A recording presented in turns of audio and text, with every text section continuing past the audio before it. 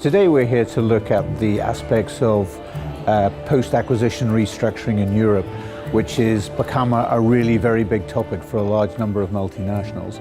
And so we've invited friends from our various other offices from France, Germany, Italy, Spain, the Netherlands and the Nordics to discuss these sort of issues, and also to give clients, I think, some practical advice for how best to implement these very large cross-border projects. I think it's going to be most relevant to group HR directors and those hard-pressed general counsels who've got responsible for employment-related matters. The three questions any company should ask themselves before entering any kind of restructuring process are, first of all, when do I start my consultation process and how long will it take? The second question is, do I need to have a strong economic rationale, business rationale, and if so, do I have one?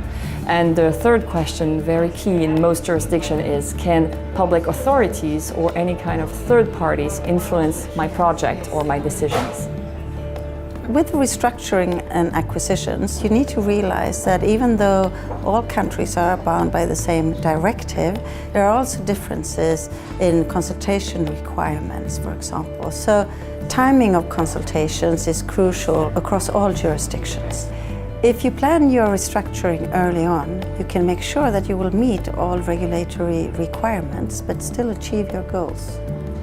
In an international post-acquisition restructuring, there are basically a few key things under national laws that you always should keep in mind. In some countries, even before you start thinking about a deal, or at least at a very, very early stage before signing a deal, you have to consult with local employee representatives.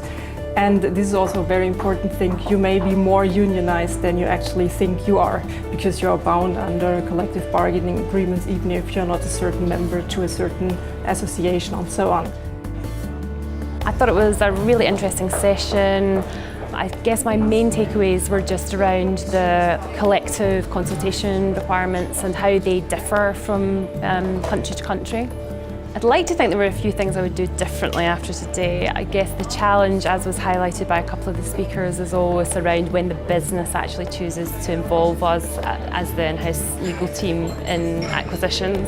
So you're always kind of working against that pressure of the point at which you're involved. But I think if I can be involved earlier, I would probably encourage them to do be a bit more mindful about the employment issues up front.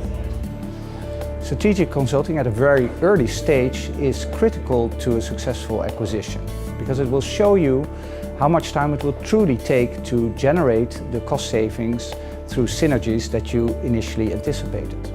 It will also show you what options exist to structure the acquisition in a manner that will actually accelerate those savings. Burdenberg is perfectly placed to both implement such processes and to provide strategic consulting on those processes to make your acquisition a success.